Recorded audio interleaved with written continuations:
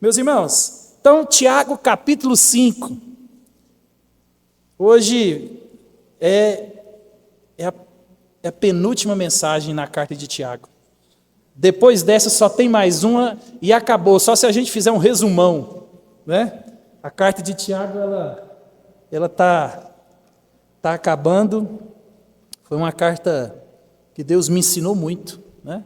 Principalmente capítulo 2. Capítulo 2 é desafiador, mas a gente vai perceber que aqui também é desafiador. O Senhor nos chama a exercitar algo que nós não gostamos, né? A gente cantou aqui sobre essa dependência de Deus e fazer a vontade de Deus, e exige essa virtude fundamental na minha vida e na sua, para que tudo isso que a gente cantou, a gente possa viver. Esse é o desafio que Tiago nos chama, né? Viver aquilo que a gente acredita. Falar é fácil. Se a gente ensinar um papagaio, ele até prega, né? E às vezes melhor do que muita gente.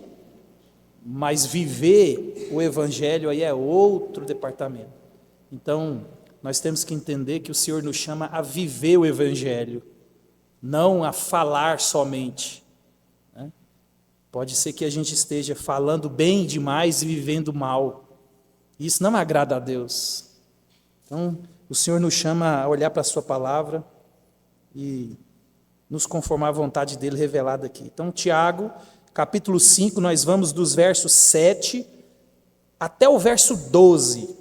Né? Parece que dá um pulo aí, do 11 para o 12 aí, mas se você talvez olhar com carinho, você vai ver que a primeira letra do versículo 12 aí, está em negrito, talvez na sua Bíblia, está em negrito, né? E se você ver no verso 13 também, a primeira letra está em negrito. Então, são praticamente ali uma divisão de assuntos que a Bíblia marca para nós. Talvez você nunca viu isso, né?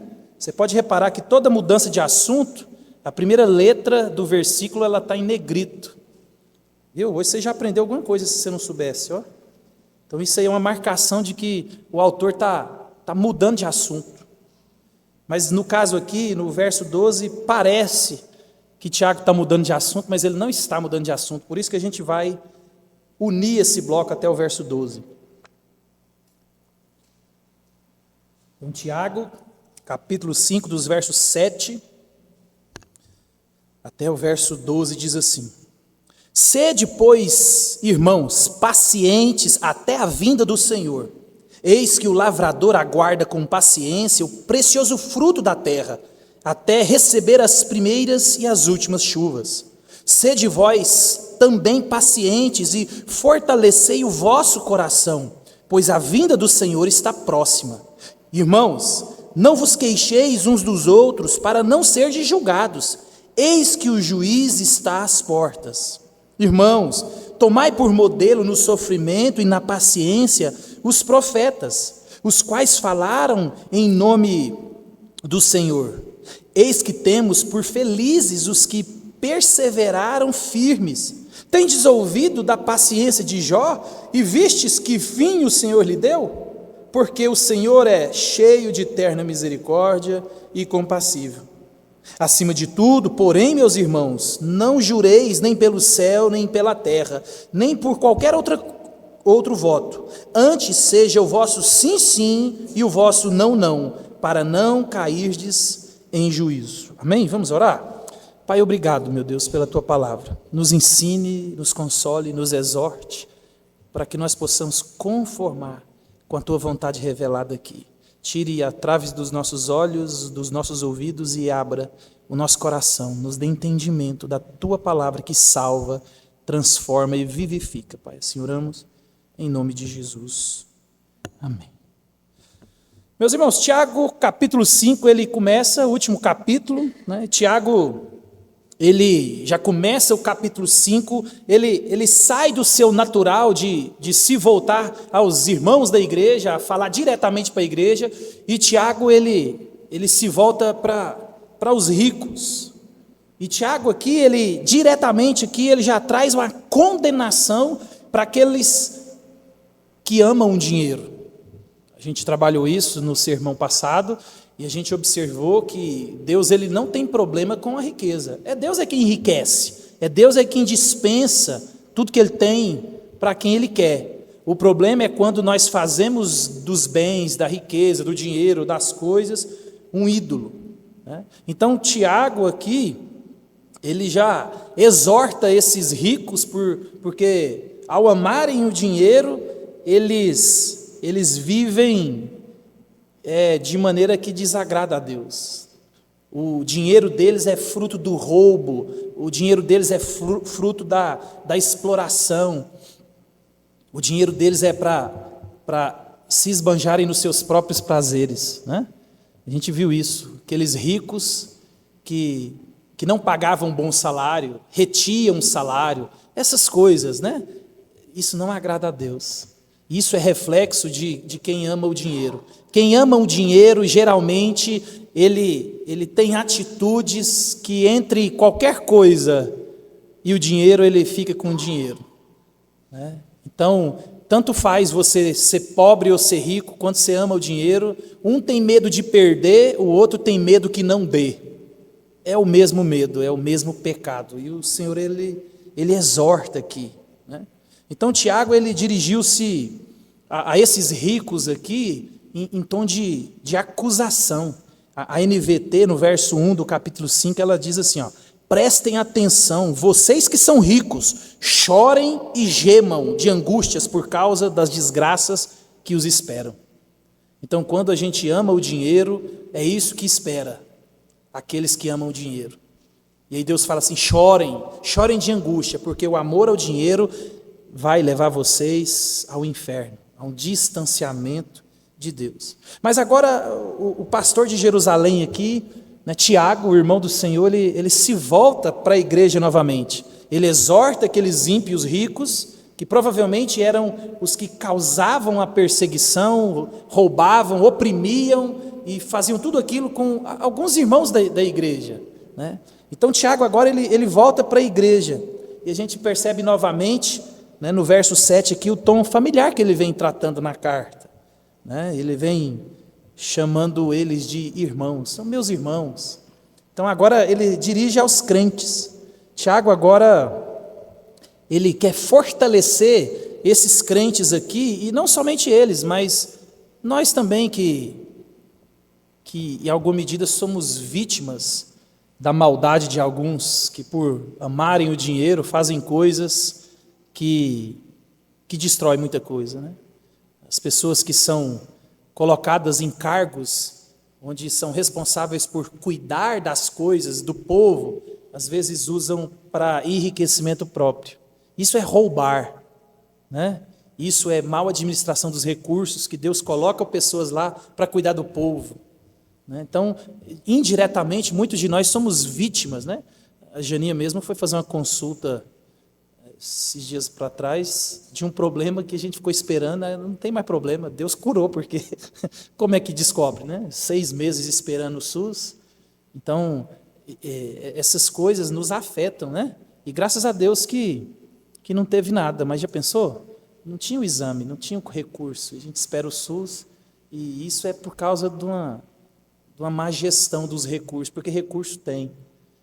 E a gente, num certo sentido, ela é vítima também desses amantes do dinheiro. Então, Tiago agora se volta para essas pessoas que eram reféns disso. Lembra, Tiago, ele começa a carta se dirigindo aos crentes da dispersão. Esses crentes aqui, existiam alguns aqui que tinham dinheiro, tinham posses, mas por causa da perseguição perderam tudo. Então, imagina a situação deles aqui.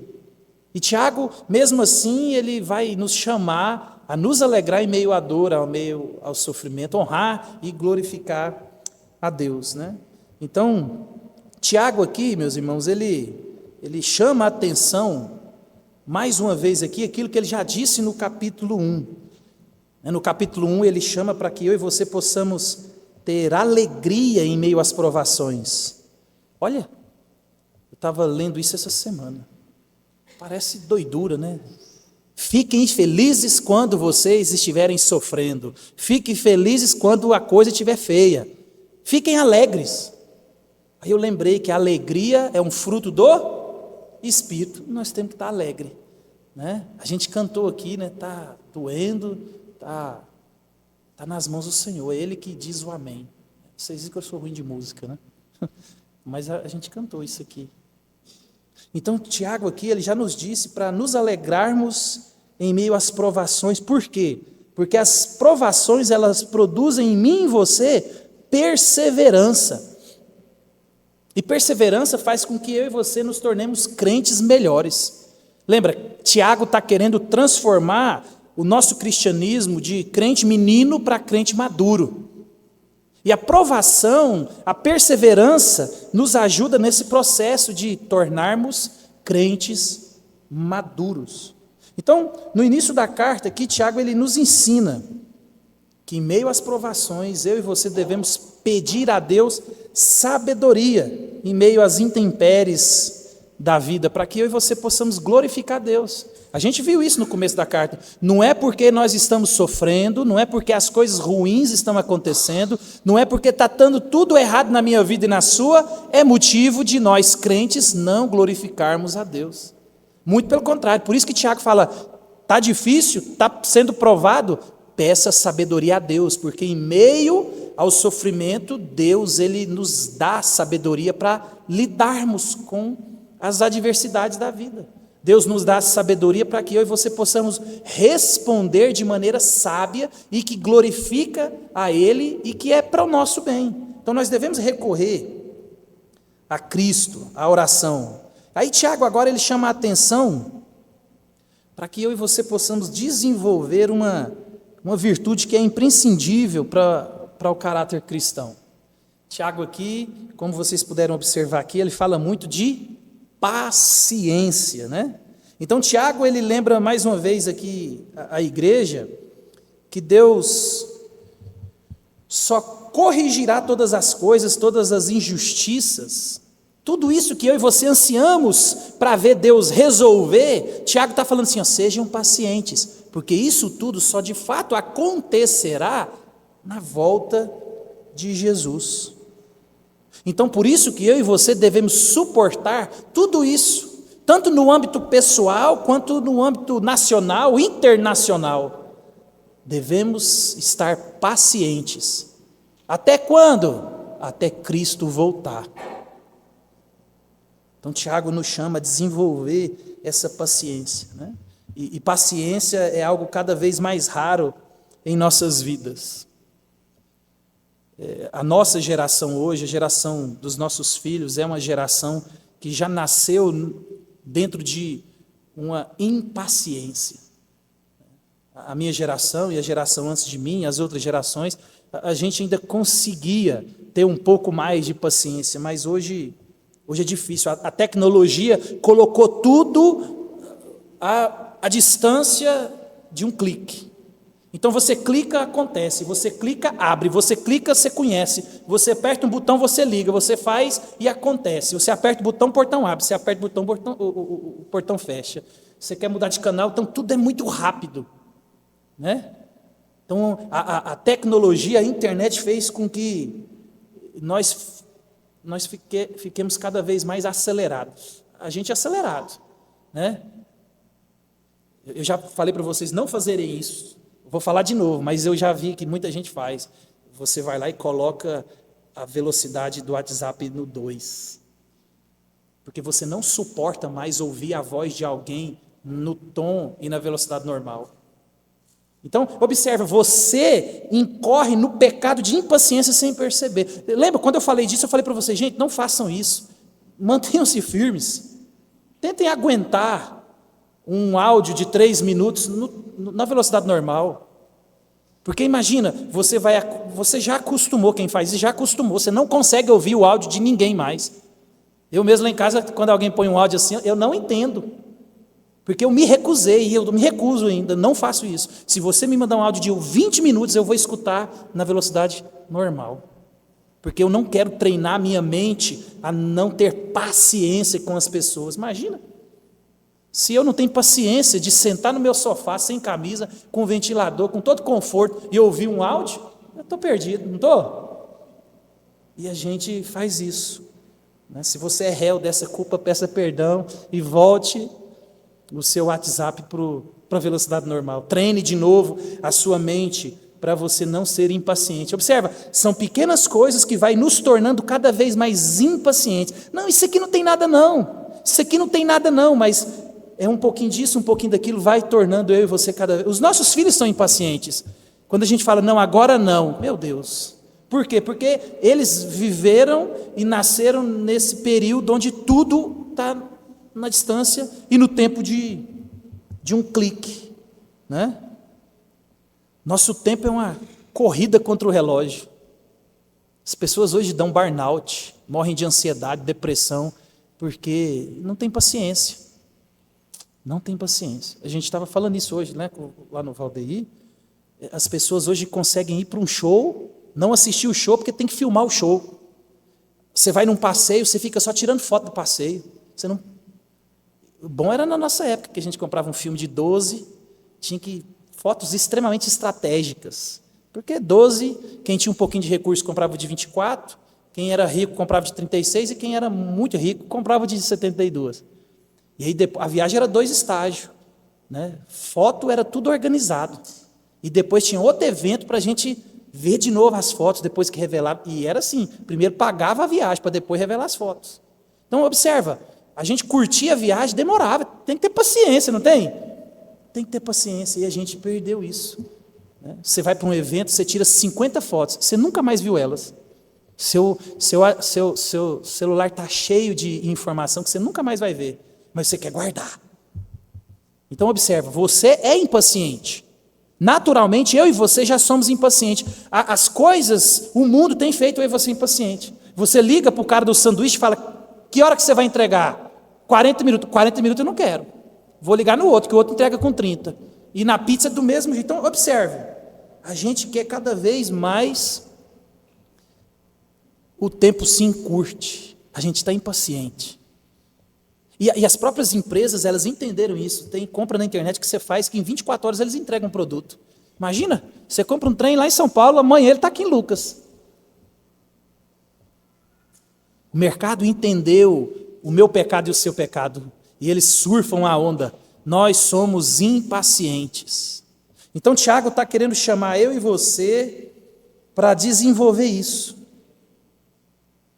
Porque eu e você, nós queremos resultados cada vez mais rápidos em todos os lugares que eu e você julgamos possível.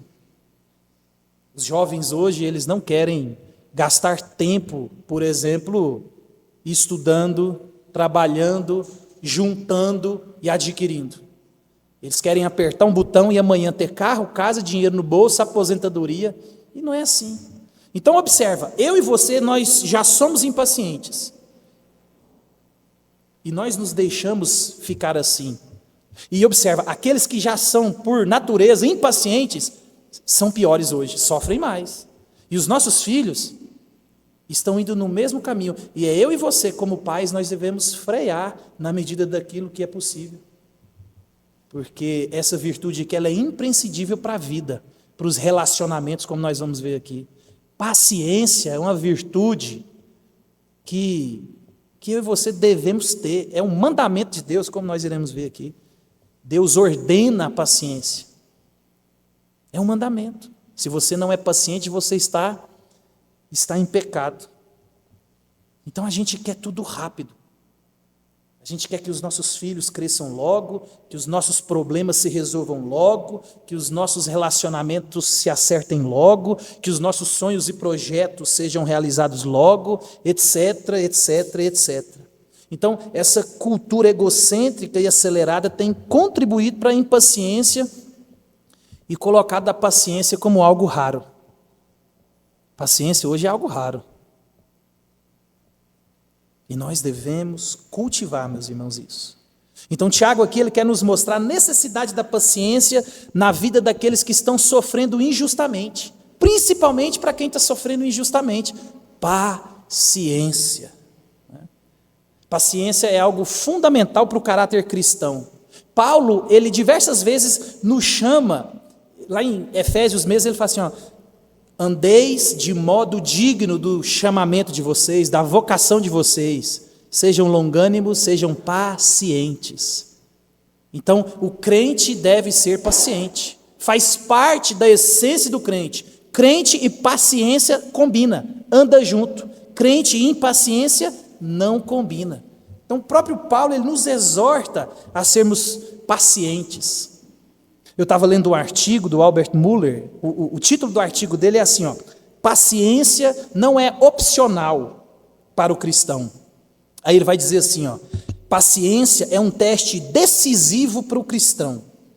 O verdadeiro caráter cristão, a própria evidência de regeneração são revelados numa paciência genuína. Olha, ele está dizendo assim, ó, a conversão, a regeneração, o aceitar a Cristo, o ter o Espírito Santo, ele é revelado numa vida onde alguém demonstra paciência genuína.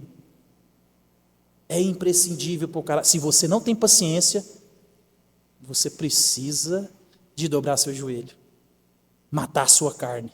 2 coisas que você tem que fazer. E se preparar para Deus te colocar na fornalha, porque a paciência, ela só nasce na tribulação, no deserto, no sofrimento, na dor. E é tudo que eu e você não queremos. Nós queremos acelerar. Alguém já viu aquele filme do Clique? É um filme, maravilhoso. O filme ele tem um controle mágico. E tudo que é tediante na vida dele, ele pode acelerar. Então tudo que é ruim, ele acelera. Só que chega um ponto que a vida entra no automático e ele perde o controle. A vida fica acelerada sem ele ter o controle mais. Mesmo com o controle, ele não... E aí toda a dinâmica da vida dele, ele não percebe, porque está tudo acelerado. Não existe paciência. Então Tiago ele quer nos alertar, meus irmãos. Por isso que ele começa o verso 7 assim, ó. Sede, pois, irmãos, pacientes até a vinda do Senhor. Vamos ficar só na parte A do verso 7. Então Tiago aqui chama a igreja a se manter paciente em meio às provações e opressões. Tiago está escrevendo para essas pessoas que estão sendo injustiçadas, oprimidas. E Tiago está dizendo o quê? Sejam pacientes. Até quando? Até a volta do Senhor.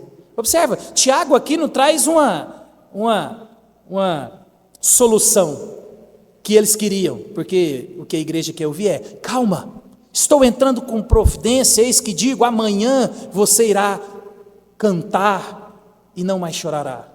Não, Tiago diz assim, ó, cinja os lombos, aguentem firme, até a volta do Senhor. 5 vezes aqui, meus irmãos, nós somos exortados à paciência e uma vez aqui, a perseverança. Então Tiago aqui ele mostra que a paciência dos profetas, ela equivale à perseverança de Jó. Ou seja, ele usa 2 palavras aqui, mas que estão entrelaçadas. Paciência e perseverança é a mesma coisa. Então paciência aqui, ela traz a ideia de uma atitude longânima que nós temos que ter em relação às pessoas. E perseverança aqui é uma resistência forte e determinada, necessária para que eu e você possamos enfrentar as circunstâncias difíceis. Então é por isso que Tiago nos chama a paciência e a perseverança. Paciência com as pessoas, perseverança no sofrimento, com as coisas, com a dinâmica do que acontece. 2 coisas que andam juntas, interlaçadas. Então Tiago aqui está nos ensinando que até a vinda de Cristo, nós devemos ser pacientes com as pessoas e perseverantes na situação e qualquer tribulação que Deus colocar a mim e a você, até a volta do Senhor. Então, independente do que você tem passado, independente do que está perto de você como pessoas, suporte uns aos outros, com paciência, longanimidade. Tessalonicenses fala isso, Efésios fala isso, Paulo fala isso. Nós suportamos as pessoas e suportamos as dificuldades. Não há margem na Bíblia para você se rebelar contra alguém ou contra a situação. Você é crente, você é um cristão. Paciência até a volta do Senhor. Tiago aqui, meus irmãos, ele nos lembra da esperança certa de que Cristo irá voltar. Essa é a nossa esperança. A nossa esperança está viva em Cristo Jesus, que vai voltar. Tem um céu à minha espera e à sua espera. Isso é esperança. A nossa esperança, ela é viva. Paulo, escrevendo Romanos 8, 24, 25, diz assim, porque na esperança fomos salvos. Ora, esperança que se vê não é esperança, pois o que alguém vê, como espera? Mas se esperamos o que não vemos, com paciência aguardamos. Isso é fé. Eu não vejo, eu não sei que dia Jesus vai voltar, mas Jesus vai voltar. A minha esperança está viva e fortificada cada vez mais. Essa é a nossa esperança. O John Murray, ele comentando esse verso aqui, no comentário dele de Romanos, ele vai dizer assim, a paciência consiste em permanência constante, descreve a atitude a qual a esperança nos constrange. Nas palavras de João Calvino, ele cita, a esperança traz consigo a paciência. Portanto, trata-se de uma apropriada conclusão. Qualquer promessa do Evangelho referente à glória da ressurreição desaparecerá, se não passarmos nossa vida presente a suportar com paciência a cruz e as tribulações. Devemos ser pacientes. A promessa da ressurreição, a promessa de Cristo, a promessa do céu, a promessa de vida nova, a promessa de não haver mais choro, a promessa que Deus fez para mim e para você, ela é a esperança que ela deve estar sempre acesa no meu e no seu coração. Ela nunca deve ser apagada. É isso que vai nos manter pacientes em meio à cruz e à tribulação. Então Tiago aqui, ele vai apontar para mim e para você, como nós devemos esperar nessa dinâmica. Temos que ter paciência. Essa é a saída que ele dá para mim e para você. Mas como? Aí ele traz algumas ilustrações. Do mesmo jeito que ele fez no capítulo 2, a respeito da língua, que ele fala do cavalo, ele fala do navio, ele fala do fogo. Então agora ele vai trazer para mim e para você o exemplo do lavrador. Então na parte B do verso 7 ele vai dizer assim, eis que o lavrador aguarda com paciência o precioso fruto da terra, até receber as primeiras e as últimas chuvas. Então nós devemos aguardar a vinda do Senhor com paciência, e a gente vai aprender isso olhando para o agricultor. A atitude do agricultor nos vai ensinar a paciência. Por quê? Nas primeiras chuvas aqui, era um outono. Então, chovia um pouco, a terra era amolecida, e o que os agricultores faziam? Aravam e lançavam a semente. E nas últimas chuvas aqui, na primavera, as chuvas vinham para amadurecer a semente que foi plantada. Então, observa, o agricultor ele não está parado. Em meio à dinâmica da vida, ele planta, ele ara e ele espera, ele confia. Então, essa é a imagem que Tiago está querendo trazer para mim e para você. Tiago, ele está querendo mostrar para vocês, olha aqui o que o agricultor faz. O agricultor espera, mas ao mesmo tempo, ele age naquilo que é a sua responsabilidade. Tem que ter paciência, mas ele não deixa de arar, ele não deixa de combater, ele não deixa de preparar, ele não deixa de lançar a semente. Olha a dinâmica. E por que ele faz isso? Ele vai mostrar para mim e para você. Por que ele faz e ele espera com paciência. Ele vai dizer assim, eis que o lavrador aguarda com paciência. O que ele aguarda com paciência? O precioso fruto. Há um valor naquilo que ele espera. Há um valor em mim e você em esperar ansiosamente, amorosamente a volta de Cristo. Então ele traz a imagem do agricultor para nos ensinar a paciência. O fruto é precioso. É assim que deve ser a minha e a sua atitude em meio às lutas que são diárias.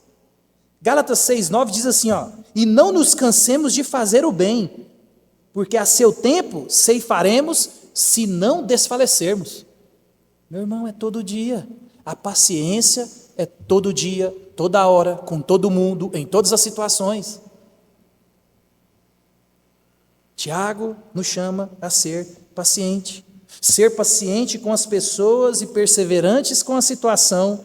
Essa é a atitude minha e sua. Até quando? Até a volta de Cristo Jesus. Por isso que ele exorta algo extremamente importante para mim e para você aqui no verso 8. Ele vai dizer, vocês têm que guardar o coração. Olha o que ele diz no verso 8. Sede vós também pacientes e fortalecei o vosso coração, pois a vinda do Senhor está próxima. O consolo aqui é fortaleça o coração, porque Jesus vai voltar. E está perto. Está vindo. Então observe, meus irmãos, eu e você, nós precisamos guardar o nosso coração incontaminado do desânimo, da frieza, da dúvida, porque isso é coisa corriqueira. A situação está desfavorável para mim e para você, estamos passando por intempéries, por dúvidas, por todos os tipos de problemas e o meu coração e o seu tende a vacilar, tende a duvidar, tende a ficar frio, tende a distanciar. Então Tiago aqui, ele mostra para mim e para você que quando isso acontecer, não esqueça de fortalecer o seu coração.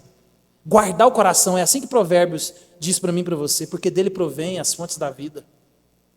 Por isso que eu e você devemos pensar nas coisas do alto. Por isso que Jeremias vai dizer assim, quero trazer à memória aquilo que pode me dar esperança.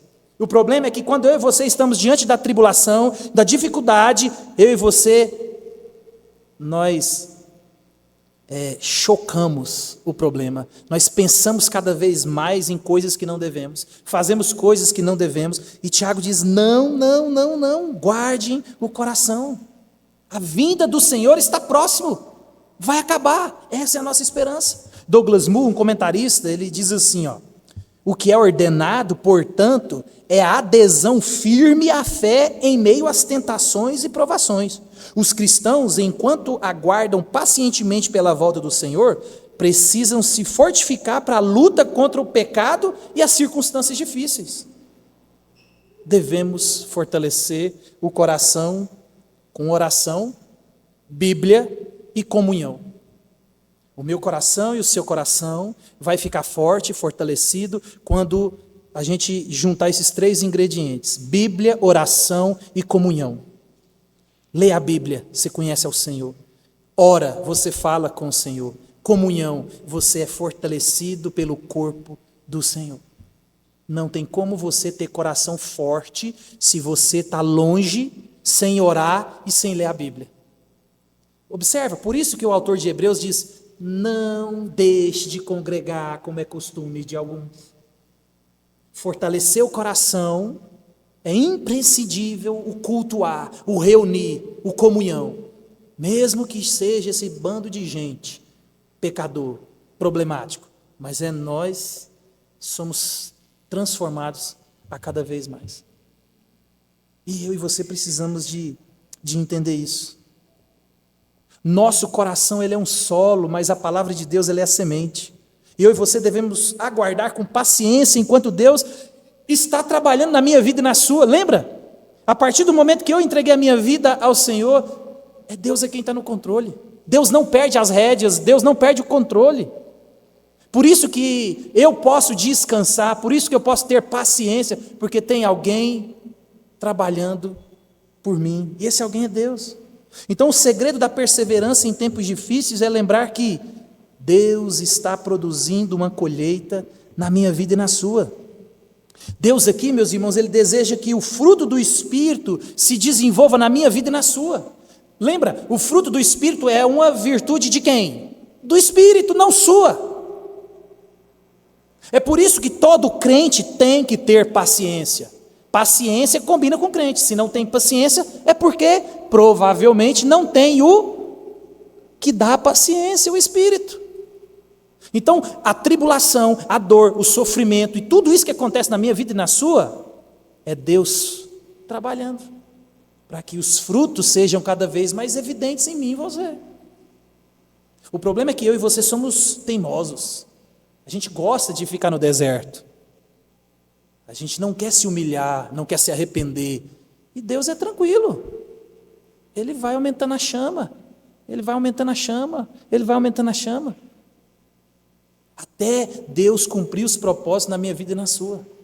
Por isso que nós precisamos de estar com o coração fortalecido, porque não é se você passar por prova, você vai passar por prova.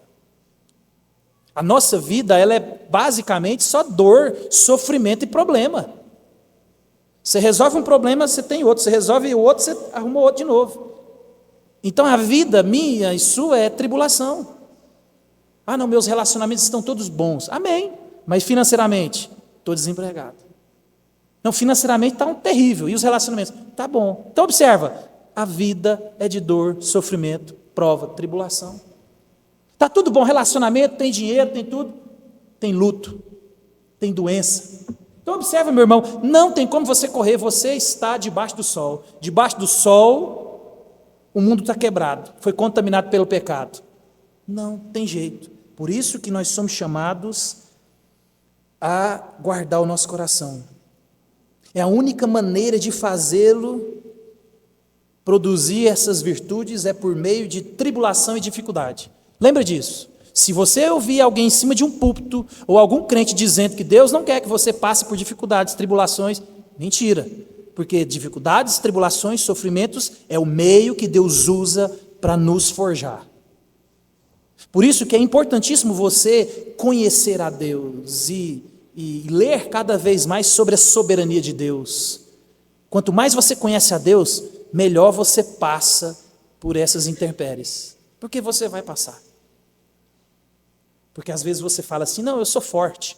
Até hoje eu tenho me mantido firme. Meu irmão, imagina você perder um filho. Imagina. Eu não quero nem pensar nessa coisa, que eu oro para Deus me levar primeiro, que todo mundo. Talvez é egoísmo meu, né? Senhor, eu não quero sentir a dor da perda. Eu não quero. Então, que meus filhos sintam. Porque é uma coisa mais natural eles me enterrarem. Mas olha que tragédia. Isso é uma dor que eu não queria sentir. Mas estamos todo mundo vivo lá em casa. Pode ser que a senha da vez não seja a minha. Então eu tenho que estar com o meu coração forte, fortalecido, porque a minha esperança tem que estar acesa, viva, para que se isso vier acontecer na minha vida, eu tenho que me manter firme, glorificar a Deus, suportar as pessoas, suportar a situação, porque não é fácil. Então outra maneira de fortalecer o nosso coração em meio às tribulações, aqui no verso 9, Tiago já tratou disso, ele vai falar isso aqui agora de novo. Guardar a língua. Esse é outro meio da gente fortalecer o coração em meio à dificuldade. Olha o que ele diz no verso 9. Irmãos, não vos queixeis uns dos outros, para não serdes julgados. Eis que o juiz está às portas. Ele está lembrando, fiquem tranquilos, não julguem as pessoas. O juiz, Cristo Jesus, está voltando. Está às portas. Porque tem um problema muito grande, meus irmãos. Eu e você, nós não gostamos de orar. E aí quando eu e você estamos passando por dificuldades, a gente não faz o que Tiago disse. Orar pedindo para Deus sabedoria. Senhor, eu preciso de tomar decisões, eu preciso de dizer coisas, eu preciso de agir, não sei como fazer. Me ensina, me capacita, me mostra. A gente não faz isso, mas aqui eu e você precisamos de fazer isso. Tempos difíceis podem se levantar na minha vida e na sua. Porque todas as vezes, meus irmãos, em meio às dores e o sofrimento, eu e você podemos incorrer na impaciência. Impaciência é pecado. A impaciência de Abraão fez com que ele deitasse com a serva. A impaciência de Moisés fez com que ele não entrasse na terra prometida. A impaciência de alguns fez com que ele perdesse negócios, família, filhos e coisas, por causa da impaciência. Então Tiago aqui, meus irmãos, ele nos chama para ser atentos. Porque na dificuldade, na dor, é muito fácil a impaciência contra as pessoas, a impaciência com a situação e até a impaciência contra Deus. Muitas pessoas culpam a Deus pela situação que estão vivendo. E aí o problema dessa dinâmica que Ele manda eu e você a tomar cuidado com a língua e não murmurar, não reclamar, não se queixar, é porque essas situações de dor e sofrimento, elas são propícias para que eu e você reclamemos das pessoas, reclamemos da situação e reclamemos de Deus. É assim. É aonde a gente toma a primeira pancada da dor e do sofrimento, a nossa vida fica desestabilizada, e aí, eu e você, quando Deus passa eu e você na prensa, o que vai sair? Vai sair o que tem dentro. A boca fala do que está cheio o coração. E Deus vai te passar na prensa.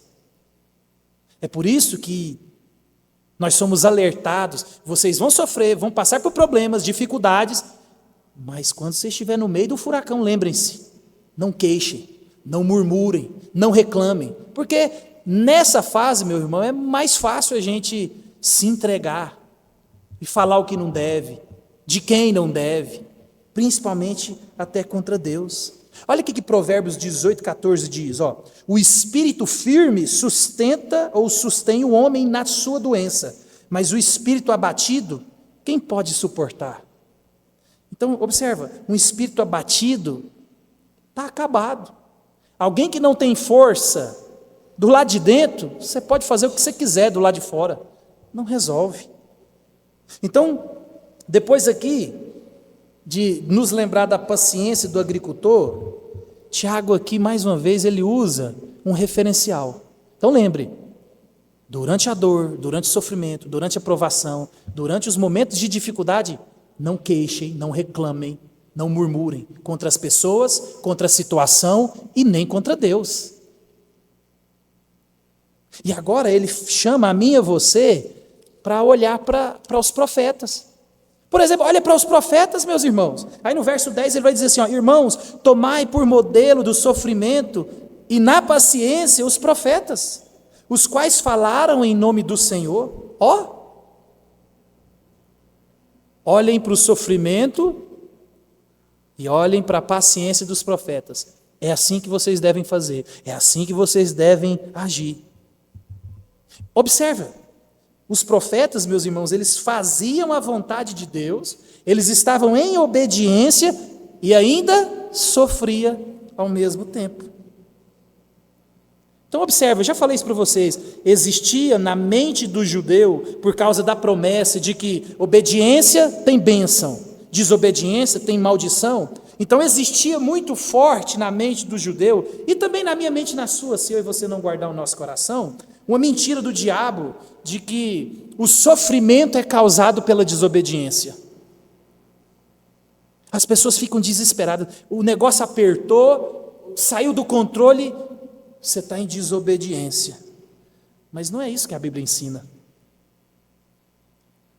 Paulo vai dizer assim, ora, todos quantos querem viver piedosamente em Cristo serão perseguidos. Observa que nas dificuldades da vida, eu e você trocamos a glória de Deus pela nossa própria glória. Às vezes eu e você precisamos nos posicionar contra pessoas, situações, e por vergonha a gente honra a nós mesmos, para não entrar em conflito. A gente não quer briga, a gente não quer problema. E aí a gente esquece que os profetas, eles estavam debaixo da graça, da misericórdia, da vontade de Deus, falavam o que Deus mandava, obediência, e mesmo assim, só problema, só dor, só sofrimento. O Sermão da Montanha, Jesus, ele também fala a mesma coisa. Lembra? A carta de Tiago aqui, ela é um resquício do Sermão do Monte. Ela é a primeira carta escrita do Novo Testamento. Jesus já disse isso. Olha o que Jesus diz lá em Mateus 5, 11 e 12.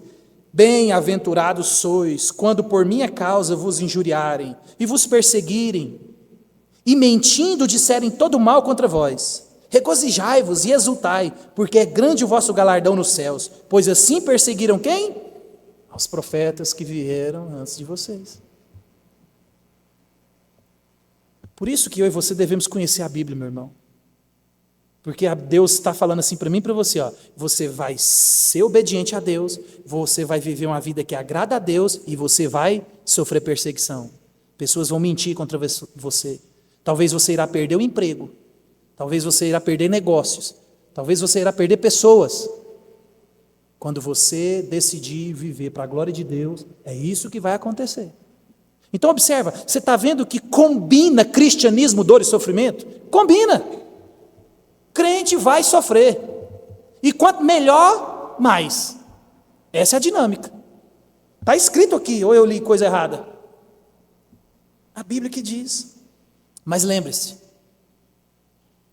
eu e você devemos sofrer quando nós fazemos o que é justo. A gente é bem-aventurado, a gente deve louvar e esperar o grande galardão quando a gente vive debaixo da vontade de Deus, fazendo o que é justo. Porque Pedro, ele nos exorta. Pedro, ele diz assim, ó, não sofra, porém, nenhum de vocês, como assassino, ou ladrão, ou malfeitor, ou como quem, olha aqui, olha, é Pedro que está dizendo isso aqui, ó, é Deus, não sou eu não, ó. Eu vou ler de novo para vocês verem, ó. Não sofra, porém, nenhum de vocês como assassino, ou ladrão, ou malfeitor, ou como quem se intromete em negócios de outro. Não sofra como alguém que se intromete na vida dos outros. Mas se sofrer como cristão, não se envergonhe disso, antes glorifique a Deus com esse nome. O problema é que tem muita gente sofrendo porque está em pecado. E aí não quer sofrer, e vai. Porque Deus ainda vai corrigir. Deus é Deus.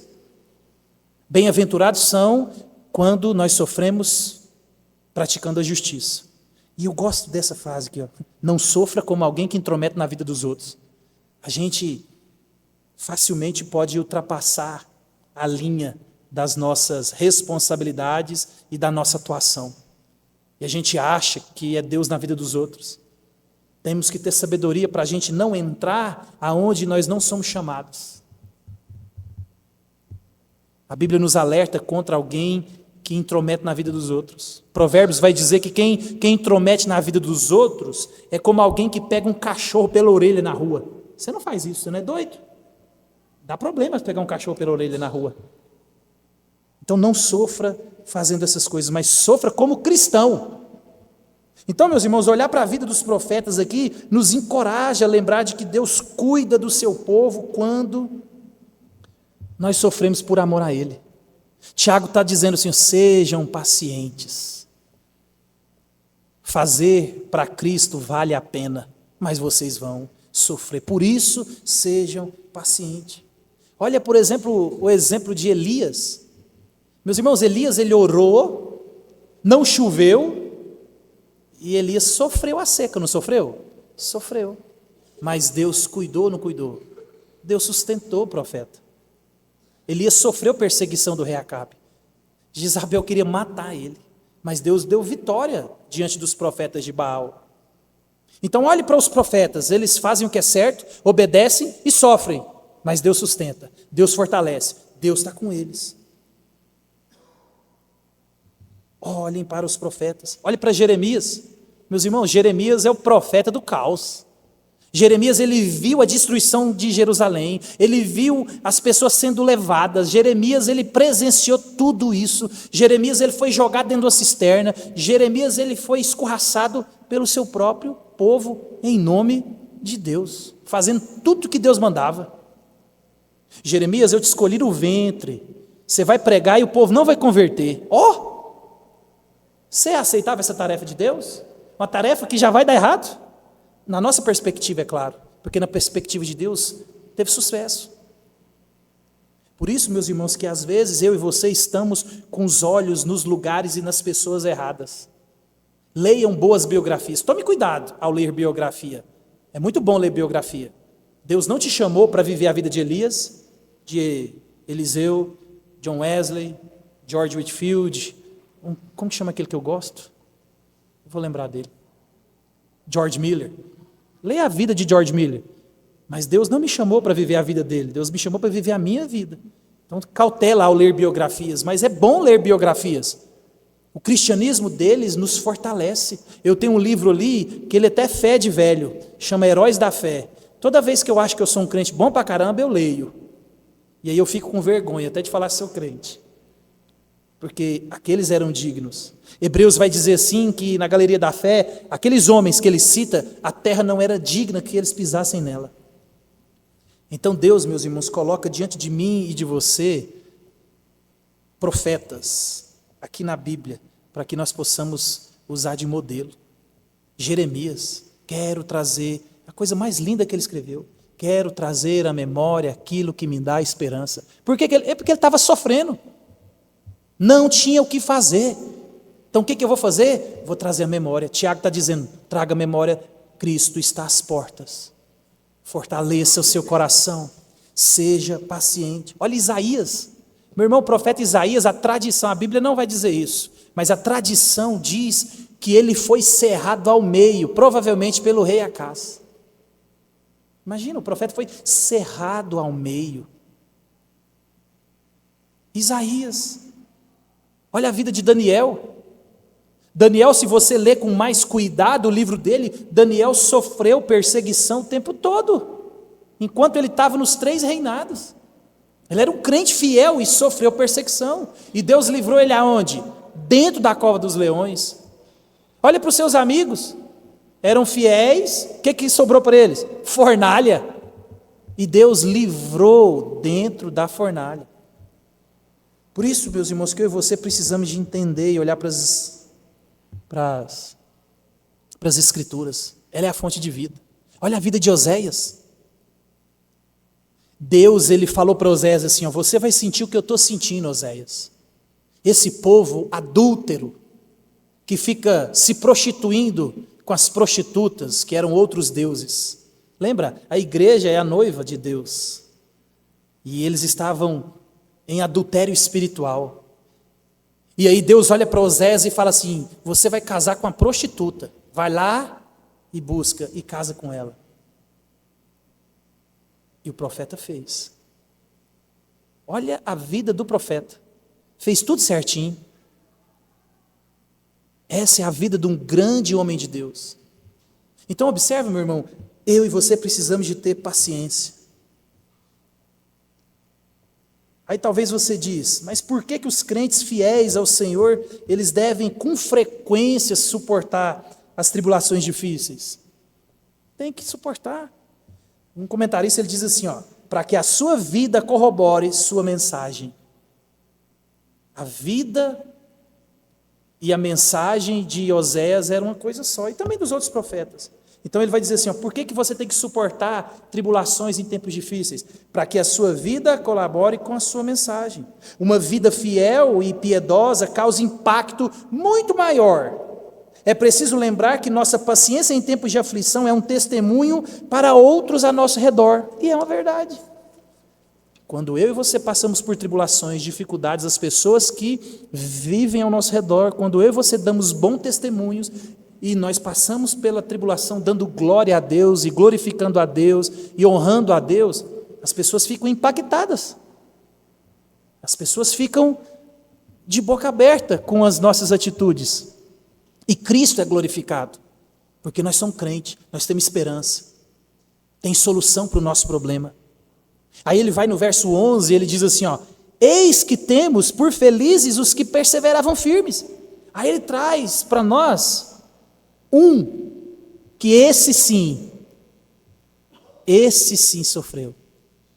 Tendes ouvido da paciência de Jó? E vistes que fim o Senhor lhe deu? Porque o Senhor é cheio de eterna misericórdia e compassivo. Meus irmãos, é impossível eu e você exercitarmos a virtude da fé, da paciência, da perseverança sem provação e sem sofrimento. Se eu e você queremos bênção, é preciso estar preparados também para carregar o fardo e participar da batalha. Paulo, meus irmãos, ele recebe visões que ele nem conta para nós nas Escrituras. E ele diz que o que ele viu foi coisas tão maravilhosas que Deus, para que ele não se ensoberbecesse, para que ele não achasse que ele era um crente de outro nível pelas revelações que ele recebeu, Deus ele coloca um espinho na carne, um mensageiro de Satanás. Olha a vida de Paulo. Vou colocar uma pessoa na sua vida que um calo é fichinha para essa coisa. Paulo ora diversas vezes, Senhor, por favor, a minha graça te basta, Paulo. A minha graça te basta. O Risby, um comentarista, ele vai dizer para nós que Deus precisa equilibrar privilégios com responsabilidades, equilibrar privilégio com responsabilidade e bênçãos com fardos, pois do contrário, tornamo-nos filhos mimados. Meu irmão, é a provação, é a dor, é o sofrimento que forja o meu caráter cristão e o seu. É a prensa do sofrimento que vai tirar de mim, de você, vida. Por isso que eu e você, ao sermos prensados, Deus quer extrair de mim, de você, os frutos do seu espírito. Por isso que nós somos chamados a matar as nossas vontades e viver para Cristo. Por isso que nós somos chamados a renunciar a nós mesmos todos os dias. E aí ele fala, vejam Jó. A perseverança de Jó trouxe bênçãos para ele, meu irmão. E eu gosto de lembrar da vida de Jó, porque Jó nunca soube o porquê ele sofreu. Não, Jó não soube. Eu e você sabemos. Jó morreu sem saber. Jó, meus irmãos, ele não sabe de nada do que aconteceu. Os seus amigos culparam Jó, a sua mulher vira para ele e fala assim, amaldiçoa seu Deus e morre. Suicida, Jó, não tem saída para você. Mas Jó, meus irmãos, ele perseverou. Em momento nenhum Jó pecou, mas Jó, ele quer saber, lembra? A cabeça de Jó era a mesma do judeu. Bênção, Deus está agradando. Tragédia, problema, estou em desobediência. Então Jó, ele está, não, eu sou justo, eu sou íntegro, por que isso está acontecendo comigo? E aí vem a acusação da mulher, vem a acusação dos amigos, não, Jó, você tem culpa no cartório, Jó. Acontecer isso aí é porque você tem culpa no cartório. E Jó, não. Mas o que Jó recebe? O silêncio do céu. Jó, ele não sabe do que aconteceu. Lembra? O diabo, meus irmãos, ele apostou que Jó ficaria impaciente e ele abandonaria a fé. É por isso que Tiago ele diz, fortaleça o seu coração, para que diante da perseguição, diante da provação, diante de todas as intempéries que pode acontecer na minha vida e na sua, você não perca a fé, você não perca a palavra, você mantenha vivo a chama da comunhão, da leitura e da oração. Foi isso que o diabo disse para Deus, não, a vida dele é boa, agora tira, dá problema para ele que eu quero ver se ele não desvia, se ele não blasfema. Jó não sabia disso. E Jó, meus irmãos, se manteve firme. A fé de Jó se manteve inabalável. Diante de todas as acusações, Jó não recebe resposta. Quando Deus resolve falar com ele, Deus fala, aonde você estava quando eu lancei os fundamentos da terra, Jó? Quem é você? Deus não responde, meu irmão. Mas Jó, ele se mantém firme. Jó, ele se mantém firme. Olha o que Jó diz lá em Jó 13:15, ele diz assim, eis que me matará, já não tenho esperança, contudo, defenderei o meu procedimento. Pode acontecer o que acontecer comigo, mas eu não desvio da minha fé. Sou crente, eu creio no Deus que eu sirvo. Aconteça o que acontecer, eu defenderei o meu procedimento. Deus disse para ele, a minha graça te basta, Jó. A minha graça te basta. Por isso que ele diz assim, no eu vim, no eu voltarei. Como eu posso aceitar o bem de Deus e não aceitar o mal? Bendito seja o meu Deus. Ele me abençoou, ele agora me amaldiçoou. Glória a Deus por isso.